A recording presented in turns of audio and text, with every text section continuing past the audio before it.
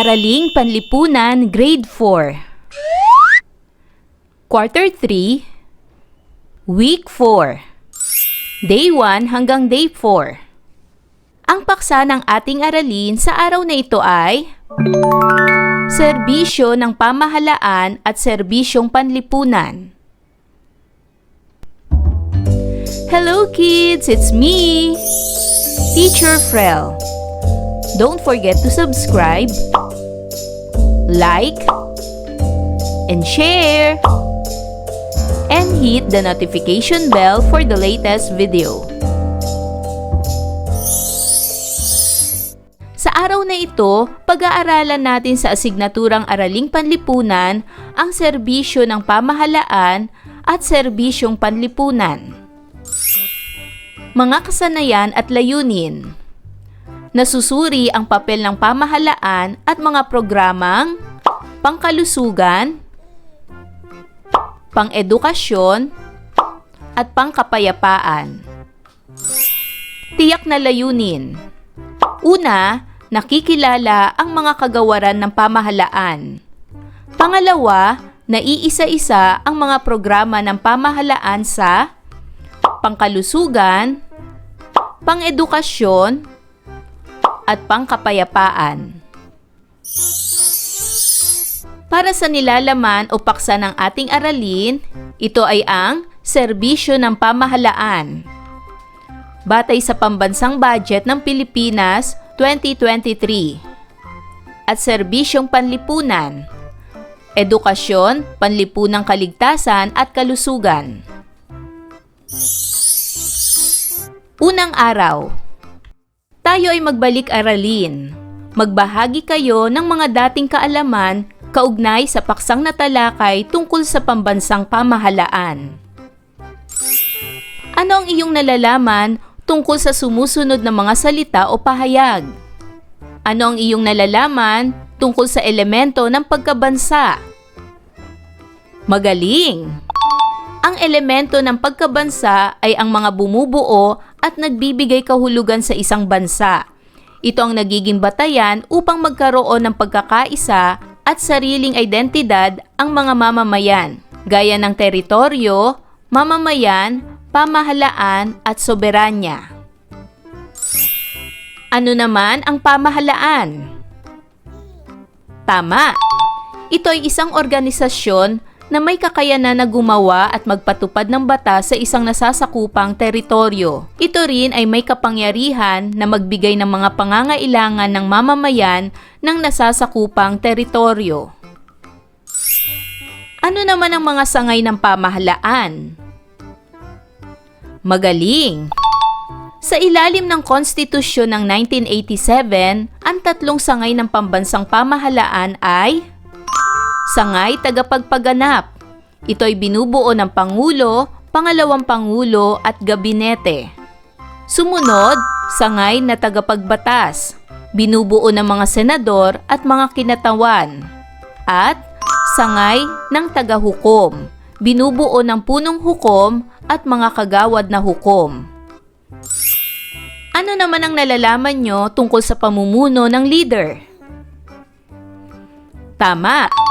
Ang pamumuno ng mga leader ay tumutukoy sa kakayahan at tungkulin ng mga pinuno na gabayan, pangunahan, at paglingkuran ang kanilang nasasakupan. Mahalaga ito dahil nakaaapekto ito sa kaunlaran at kapayapaan ng isang pamayanan o bansa. Ano naman ang nalalaman ninyo tungkol sa proseso ng pamamahala? Tama! Ang pamumuno ng mga leader ay tumutukoy sa kakayahan at tungkulin ng mga pinuno na gabayan, pangunahan at paglingkuran ang kanilang nasasakupan. Mahalaga ito dahil nakaaapekto ito sa kaunlaran at kapayapaan ng isang pamayanan o bansa. Pagkatapos magbahagi ng inyong kaalaman tungkol sa paksang pamahalaan, dugtungan ang pangungusap upang mabuo ang diwa nito. Narito ang mga pahayag na inyong dudugtungan. Una, ang pamahalaan ay... Narito ang aking halimbawa. Ang pamahalaan ay organisasyong namumuno at nagpapatupad ng batas para sa kaayusan ng bansa. Dugtungan naman ang pangalawang pahayag. Mahalaga ang pamahalaan sa bawat mamamayan dahil narito ang aking halimbawang sagot. Mahalaga ang pamahalaan sa bawat mamamayan dahil ito ang nagtitiyak ng kapayapaan, kaayusan at serbisyong kailangan ng tao. Dugtungan naman ang pangatlong pahayag. Nakakatulong sa atin ang pamahalaan dahil narito ang aking halimbawang sagot. Nakakatulong sa atin ang pamahalaan dahil nagbibigay ito ng mga serbisyong pampubliko tulad ng edukasyon, kalusugan, seguridad at infrastruktura. Ngayon naman para sa gawaing ito, tukuyin ang mga larawan na inyong mabubuo at mag-isip ng hashtag tungkol sa kahalagahan ng mga ito sa bansa at sa mga mamamayan nito. Para sa unang larawan, ito ay larawan ng isang paaralan.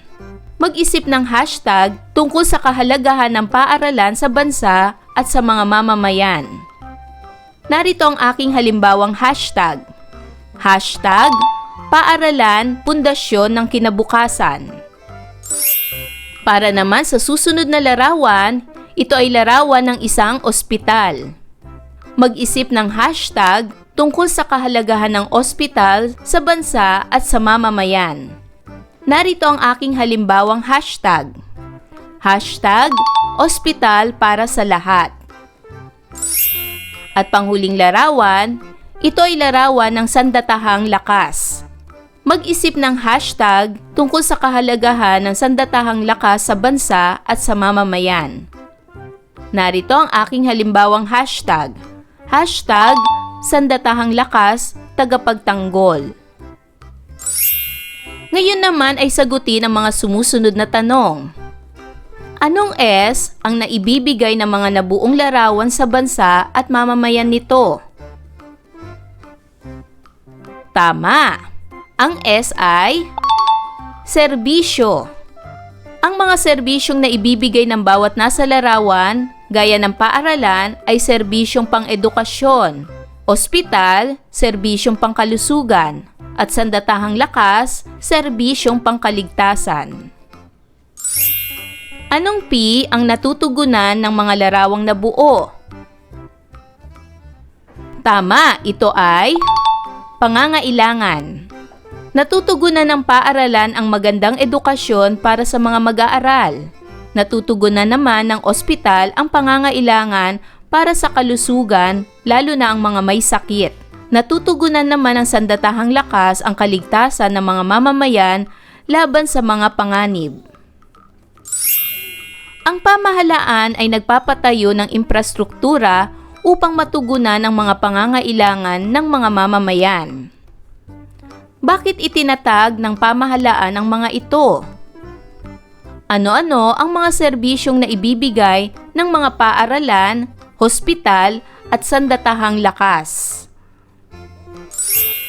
Itinatag ng pamahalaan ang paaralan, ospital at sandatahang lakas upang matugunan ang mahalagang pangangailangan ng mamamayan, mapanatili ang kaayusan, kaligtasan at kaginhawaan sa bansa at masigurong maunlad at matiwasay ang pamumuhay ng bawat tao. Ang paaralan ay nagbibigay ng edukasyon, kaalaman, paghubog ng mabuting asal at pagiging responsableng mamamayan. Ang ospital ay nagbibigay ng serbisyong medikal, pangangalaga at paggamot sa mga may sakit. Ang sandatahang lakas ay nagbibigay ng proteksyon laban sa banta at panganib.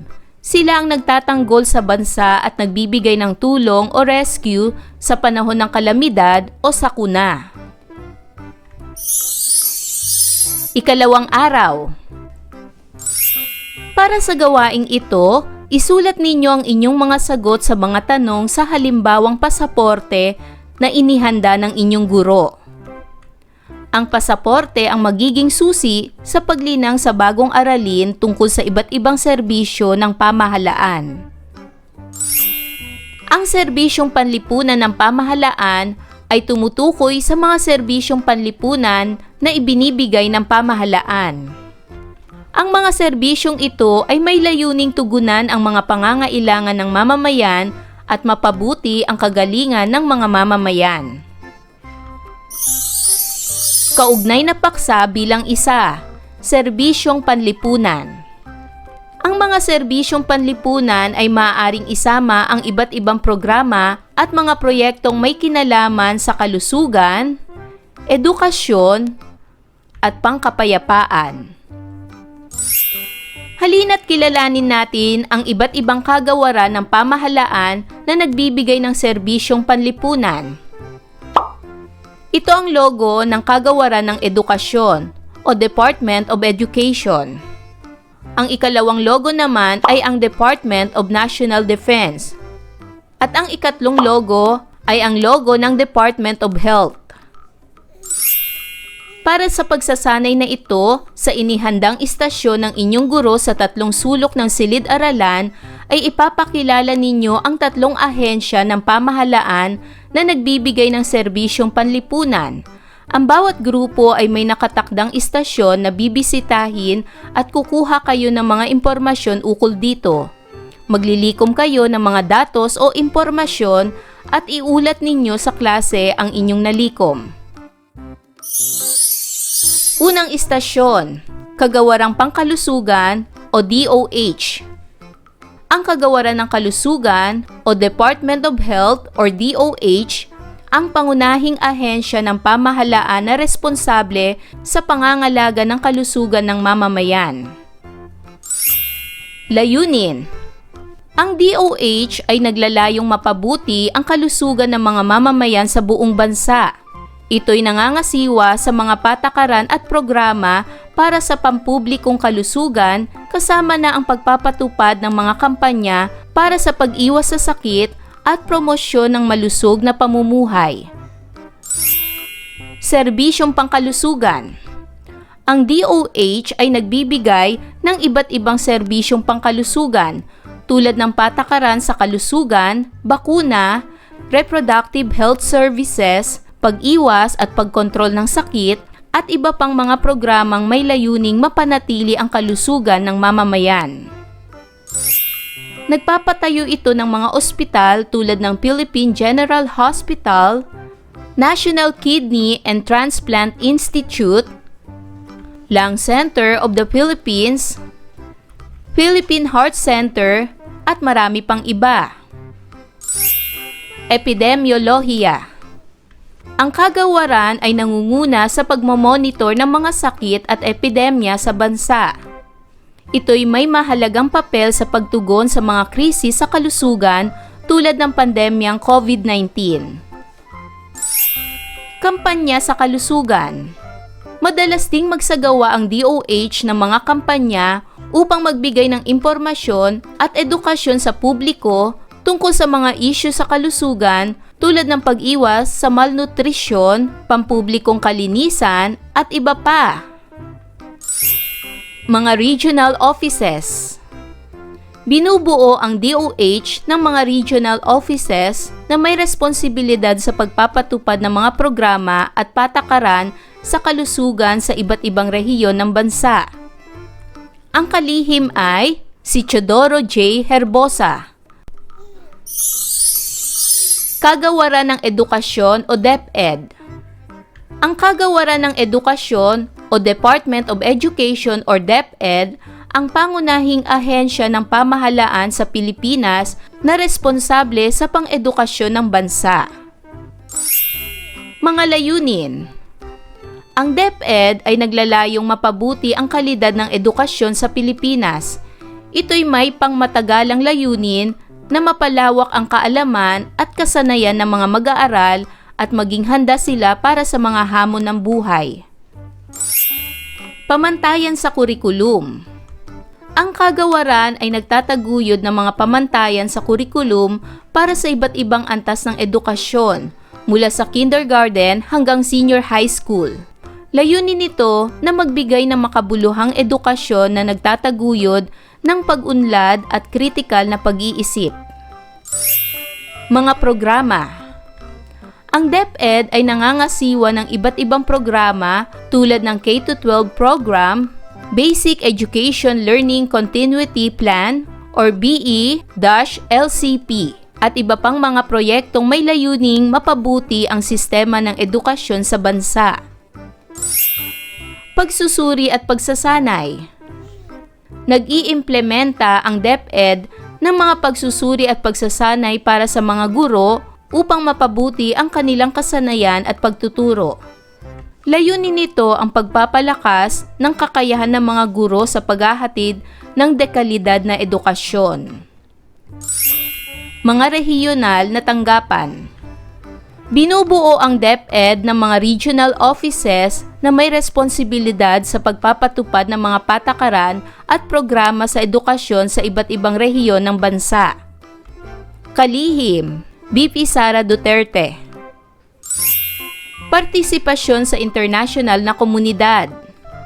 Ang DepEd ay aktibong kasapi sa iba't ibang internasyonal na organisasyon at nagtataguyod ng kooperasyon para sa pag-unlad ng edukasyon sa global na antas. Ang kagawaran ng tanggulang bansa.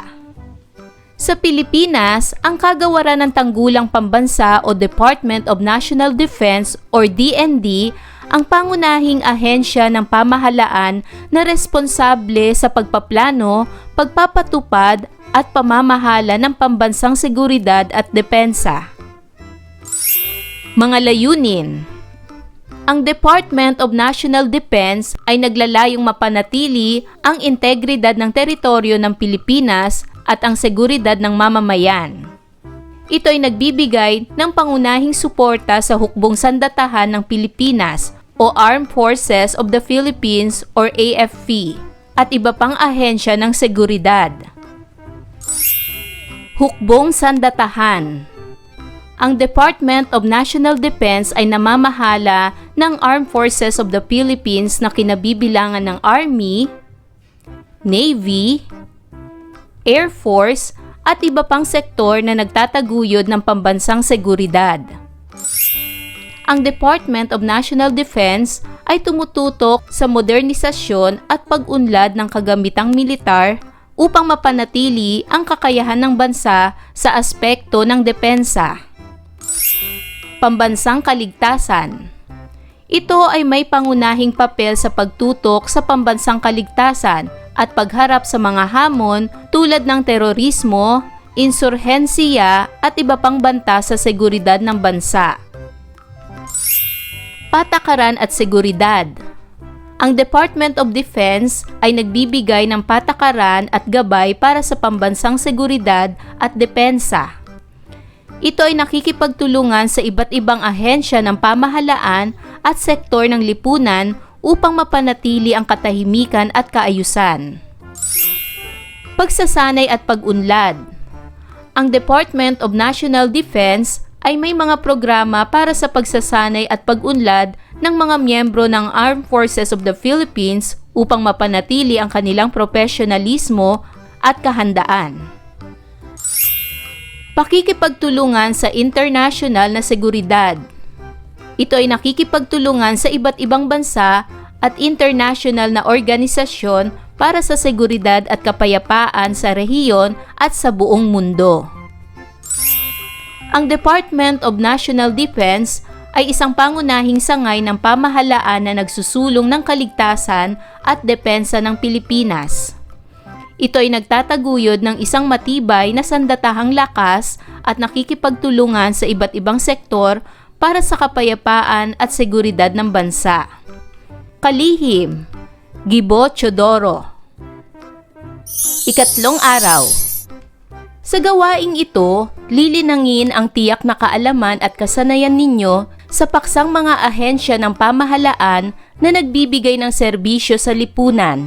Narito ang hakbang sa pagsasakatuparan ng gawaing ito. Una, maghanda ng isang higanteng dice. Sa bawat gilid ng higanteng dice, isulat ang DOH, DepEd, at DND. Pangalawa, bigyan ng panandang bilang ang bawat kasapi upang mas maging sistematiko ang gagawing laro. Pangatlo, maghanda ng mga katanungan tungkol sa 3 ahensya ng pamahalaan. Pang-apat, irolyo ang dice. Ang ahensyang makikita sa itaas na bahagi ng dice ang pagmumula ng katanungan. Pang-5, tatawag ang inyong guro ng bilang ng mag-aaral na sasagot sa katanungan. Pang-6, ang mga mag-aaral na makakasagot ng tama ay hahakbang hanggang sa makaabot sa finish line.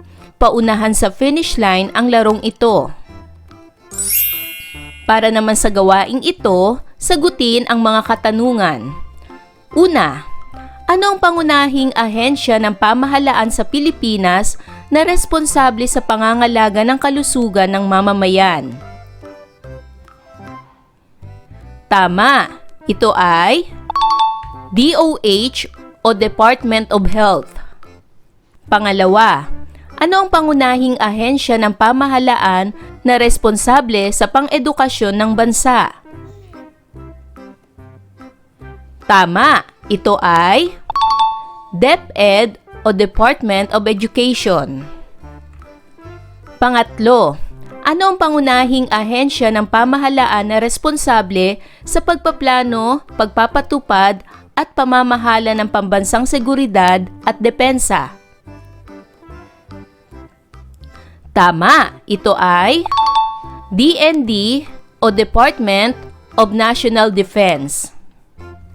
Pang-apat, ang DOH ay naglalayong mapabuti ang kalusugan ng mga mamamayan sa buong bansa sa pamamagitan ng pagpapatupad ng mga patlang at patlang para sa pampublikong kalusugan. Anong mga tamang sagot? Tama, ito ay programa at patakaran. Pang-5, nag-iimplementa ang DepEd ng mga pagsusuri at pagsasanay para sa mga guro upang mapabuti ang kanilang patlang at patlang na naglalayong palakasin ang kakayahan sa paghahatid ng dekalidad na edukasyon. Ano ang mga tamang sagot? Magaling! Ito ay kasanayan at pagtuturo. Pang-6, ang Department of National Defense ay may pangunahing papel sa pagtutok sa pambansang kaligtasan at pagharap sa mga hamon tulad ng magaling. Ang tamang sagot ay terorismo. Pang-7, ang DepEd ay aktibong kasapi sa iba't ibang international na organisasyon at nagtataguyod ng kooperasyon para sa pag-unlad ng edukasyon sa patlang na antas. Magaling! Ang tamang sagot ay global. Pang-8, ano ang ahensya ng pamahalaan na nagpatupad ng K-12 program? Magaling! Ang tamang sagot ay DepEd. Pang-9, anong isang halimbawa ng gawain para sa kalusugan na madalas na isinasagawa ng DOH o Department of Health? A. Kampanya laban sa katiwalian. B. Kampanya sa kalayaan ng media. C. Programang pangdisiplina sa kalsada. D. Programa sa kalinisan ng kapaligiran. Ano ang tamang sagot? Magaling! Ang tamang sagot ay letter D, Programa sa kalinisan ng kapaligiran. At pang-10, anong isa sa mga serbisyong pangkalusugan na inilalaan ng DOH o Department of Health? A. Pampublikong kalinisan ng paligid. B. Libreng edukasyon sa lahat ng antas. C. Pambansang seguridad para sa lahat. D.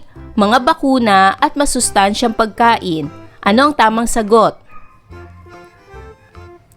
Magaling! Ang tamang sagot ay letter D. Mga bakuna at masustansyang pagkain. Ika-4 na araw. Batay sa natutuhan sa araling ito, ipahayag ang kasagutan sa pangunahing tanong. Pumili ng isa sa mga gawain. Para sa tanong, paano natin matutulungan ang pamahalaan upang matugunan ang mga pangangailangan ng mamamayan? Narito ang mga pagpipiliang gawain. Pumili lamang ng isa. Una, kunwari ikaw ay isang pinuno ng Pilipinas. Maghanda ng isang talumpati at ipahayag kung paano matutulungan ang mga mamamayan at matugunan ang kanilang mga pangangailangan. Pangalawa, kunwari isa kang artista. Gumawa ng isang advertisement na maghihikayat kung paano natin matutulungan ang ating pamahalaan upang higit na matugunan ang mga pangangailangan ng mga mamamayan. Pangatlo, kunwari ay isa kang mga awit. Sumulat ng isang awitin na naglalaman ng liriko tungkol sa pagtutulungan ng pamahalaan at mamamayan upang matugunan ang lahat ng pangangailangan ng mga mamamayan sa bansa. Balikan muli ang mga napag-aralang konsepto tungkol sa mga ahensya ng pamahalaan na nagbibigay ng serbisyong panlipunan. DOH o Department of Health. Katangian. Ang pangunahing kagawarang naatasang magbigay ng mga serbisyong pangkalusugan sa ating mga Pilipino. Naglulunsad ito ng mga programang pangkalusugan at nagpapatupad ng regulasyon sa mga produktong pangkalusugan at sa mga healthcare providers. Ang paghahatid ng mga serbisyong pangkalusugan ay nagaganap sa iba't ibang antas sa pampublikong sektor tulad ng health centers, pampamahalaan at panlalawigang ospital. DepEd o Department of Education. Katangian. Nangangalaga at namamahala sa sistema ng edukasyon sa ating bansa. Tinitiyak ng ahensya na nabibigyang edukasyon ang lahat ng mga mamamayan.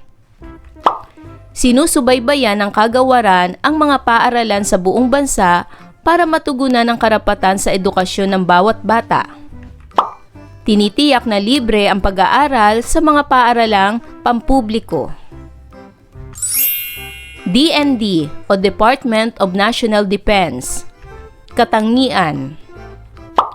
Tinitiyak ang kapayapaan sa bansa at tiyakin ang kalayaan mula sa pananakop ng ibang bansa. Nagbibigay ng patakaran at gabay para sa pambansang seguridad at depensa. Nakikipagtulungan sa iba't ibang ahensya ng pamahalaan at sektor ng lipunan upang mapanatili ang katahimikan at kaayusan. Pagninilay sa pagkatuto. Anong naranasan mo habang ginagawa ang mga gawain sa pagkatuto? Ano ang naramdaman nang nalaman ang iba't ibang serbisyong panlipunan ng pamahalaan? Para sa gawaing ito, letter A, tukuyin ang ahensya na inilalarawan ng sumusunod na pahayag.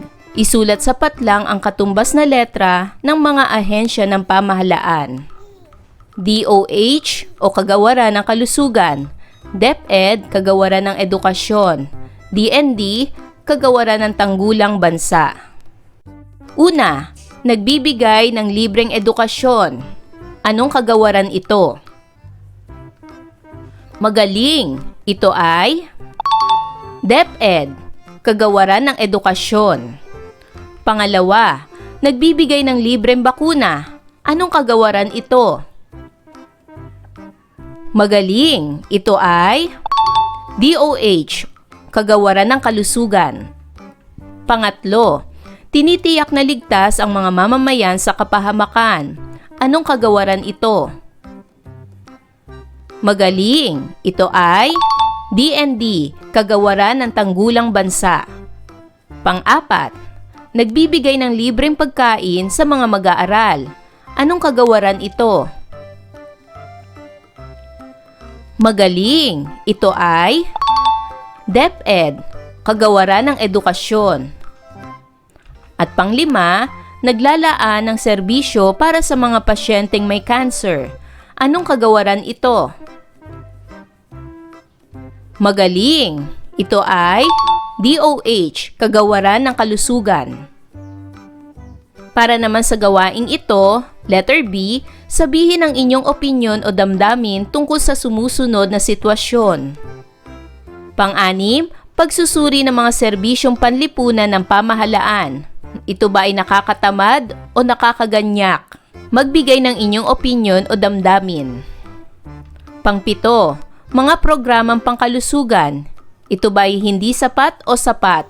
Magbigay ng opinyon o damdamin tungkol dito. Pang-walo, mga oportunidad para makapag-aral ang lahat. Ito ba ay hindi sapat o sapat? Magbigay ng inyong opinyon o damdamin ukol dito. Pang-siyam, serbisyo sa pagpapanatili ng kaayusan sa bansa. Ito ba ay mababa o mataas? Magbigay ng inyong opinyon o damdamin ukol dito. At pang-sampu, mga serbisyo ng mga pampamahalaang ospital. Ito ba ay hindi sapat o sapat? Magbigay ng inyong opinyon o damdamin ukol dito. Ayan mga bata, naibigan niyo ba ang ating aralin sa araw na ito? Kung ganon, magaling! Mga bata, sana'y marami kayong natutunan sa ating aralin. Hanggang sa susunod na video lesson, paalam! Thanks for watching!